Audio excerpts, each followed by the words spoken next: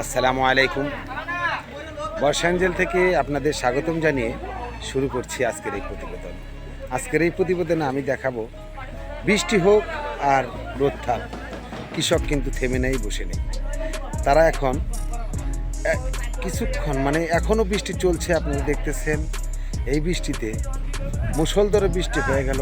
এই বৃষ্টিতে দেখেন কৃষক ভিজে পুড়ে তারপর একাকার হয়ে গেছে। শাকসবজি কেটে ধোয়ার জন্য ব্যবস্থা করতেছে। লাল শাক, পুঁই শাক, ডাঁটা শাক দেখতেছেন। বৃষ্টিতে এত বৃষ্টি হয়ে গেল, তারপরে সবাই ভিজে এখানে শাকগুলাকে ধুইতেছে।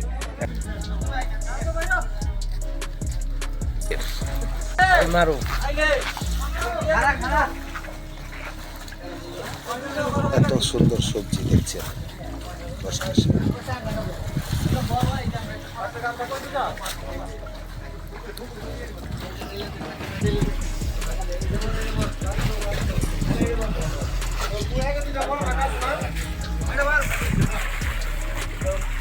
এই যে ডাটা শাক, এই ডাটা শাকটা সবাই কি সুন্দর ধোয়ার চেষ্টা করতেছে, ধুইতেছে। আপনারা দেখতেছেন ধোয়ার পর এগুলা ধরবে পিকআপে, তারপরে এটা বাজারজাত করার জন্য নিয়ে যাবে। পিকআপে ভরাটাও আপনাদের দেখাবে। নদীতেও ভরতেছে, এখানেও ভরতেছে। বিভিন্নভাবে ভালো পানি দিয়ে ধুয়ে এটাকে আবার ঢাকা আবদ্ধ করে দেখতেছেন। ঢাকা আবদ্ধ করে এগুলো আবার বাজারজাত করার জন্য ব্যবস্থা করতেছে। সবাই ব্যস্ত তাদের কাজ নিয়ে, দেখতে পাচ্ছে। কষ্টের সীমা নেই আসলে কৃষকের। বৃষ্টির মাঝেও তারা দেখেন কিনহান কষ্ট করছে। অঝরে বৃষ্টি ঝরছে, কৃষকের কাজ কিন্তু চলছে।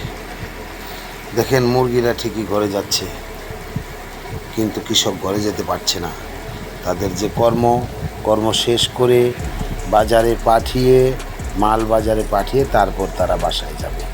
আপনারা দেখেন তার প্রমাণ, একটু খেয়াল করে দেখেন, অবশ্যই আপনারা বুঝতে পারবেন কৃষকের কি কষ্ট। এত মুষলধারে বৃষ্টি হচ্ছে, যে বৃষ্টি থামার নয়। এই বৃষ্টির মাঝেও তাদের কাজ থেমে নেই, কাজ কিন্তু চলতেই আছে।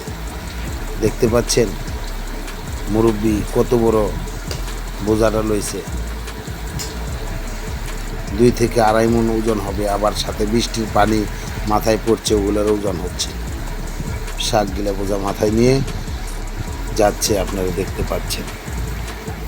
কিছুক্ষণ বৃষ্টি হওয়ার পর আবার তারা কাজে কী করছে দেখছেন। কাজের গতিটা কিন্তু ঠিকই রয়ে গেছে। তাদের শার্ট সব কিছু ভিজে গেছে, তারা শার্ট খুলে এখন তাদের কাজ শেষ করছে দ্রুত।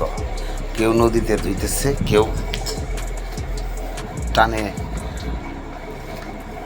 মেশিনের পানি দিয়ে ধুইতেছে শাক। এভাবেই বাজারজাত করে। আপনারা মনে করেন যে 1 আটি লাল শাক কেন এত দাম হয়? দেখতেছেন কৃষকের কত কষ্ট।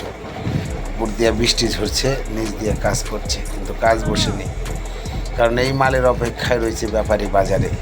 এই মাল বাজারে যাবে, ব্যাপারী তারপর ওটাকে বিক্রি করবে। এখানে দেখতেছেন পুঁই শাক কত সুন্দর। পুঁই শাকগুলা খুব ভালো মানের পুঁই শাক। এটা ডাঁটা শাকও মোটামুটি ভালো। এখন বাজারে যে সকল শাকগুলা পাচ্ছেন, ক্ষণে থেমে বৃষ্টি পড়ছে আর কাজও চলছে। অন্য এলাকার থেকে এই শাকসবজি ক্ষেত থেকে তুলে এনে এই আপনার ট্রলার যুগে এনে এখানে আবার ফিরে নতুন করে ধৌত করছে পানিতে। এই ঘাঙ্গের পানিতে ধোয়াটার মজা আলাদা। দেখতে পাচ্ছেন একদল ধুয়ার সামনে দিচ্ছে আর একদল সাজাইতেছে। এভাবে কার্যক্রম করতেছেন কৃষক বলতে এই খাটনির কাজ করতে হয়, কোনো আরামের কোনো কাজ নেই। কৃষিকাজ খুব কঠিন। তো আপনারা যদি ভালো লাগে দেখতেছেন, এত সুন্দর করে সারিবদ্ধভাবে ঝাঁকাগুলা রেখে এই টুকরিগুলাকে সাজিয়ে আবার বাজারজাত করার জন্য চিন্তাভাবনা তারা করতেছে। এদিকে সাদা শাক আছে, মূলা শাক আছে, মূলা সহ লাল শাক আছে। সামনে দেখতেছেন পিকআপ আবার অপেক্ষা করতেছে। এইগুলা ধুয়ো করে পিকআপে উঠাই দেওয়া হবে। পিকআপে উঠাই দেওয়ার পর এগুলার নতুন করে বাজারে যাবে। ওই যে দেখতেছেন এই যে আরেক জায়গার থেকে এনে এভাবেই নদীর ঘাটে নতুন করে ধুয়তো করে। যতটুকু পারে ব্যাপারী তাদের সহযোগিতা করার চেষ্টা করতেছে। যেমন মনে করেন সেলু দিয়া এনে এখানে আবার নতুন করে ভরাটের কাজ চলছে। মূলত এখন বাজারে সবজি একটু কমই পাওয়া যাইতেছে। চতুর্দিক দিয়ে বৃষ্টির পানি, নদীর পানি বেড়েই চলছে, কমার কোনো হিসেব নেই। কবে কমবে তাও জানি না। তো এই পর্যায়ে শাকসবজির দাম একটু ঊর্ধ্বমুখী। সবাই একটু কমের মধ্যে খাইতে পারলে ভালো লাগে। এই যে মূলা শাকটা দেখতে পাচ্ছেন, এই মূলা শাকের গোটানো মূলা আছে, আঙ্গুলের মতো চিকন চিকন মূলা। এই মূলাটি খেতে চিংড়ি মাছ দিয়ে খুব ভালো লাগবে। অনেকেই অনেক জিনিস দিয়ে ভালো খায়। আপনারা দেখতে থাকেন যে এত সুন্দর করে সাজানো, ওদিক দিয়ে নৌকা দিয়ে আসতেছে। ধোয়া তো শেষ হয়ে গেলে, ভরা শেষ হয়ে গেলে এগুলো আবার ফিরা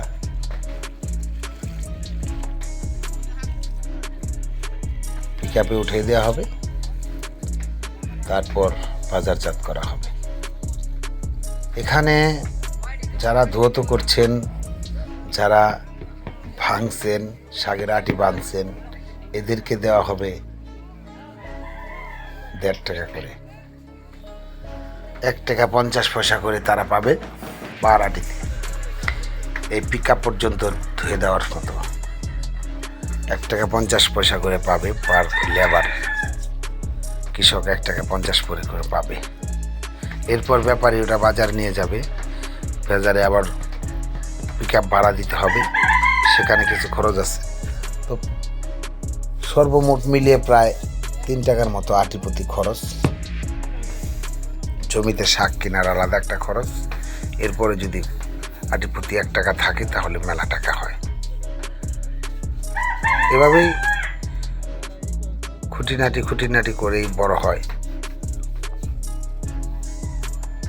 কিছু টাকা লাভের মুখ দেখে। নদীর পানি বাড়তি, যে কারণে সবাই শাকসবজি চতুর্দিক দিয়ে জমিগুলা ডুবে গেছে।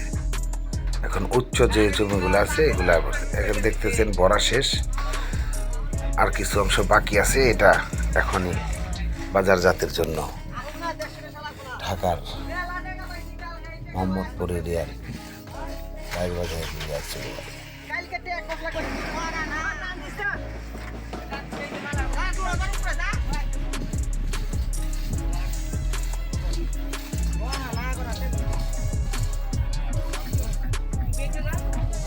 এটা অবশ্য পাট শাক, মূলা শাক, লাল শাক, সাদা শাক, ডাঁটা শাক, পুঁই শাক, এইগুলো এক পিকআপে চলে যাবে। এখন এত খাটুনির পরও কৃষকের মুখে হাসি থাকে, হাসি রাখে।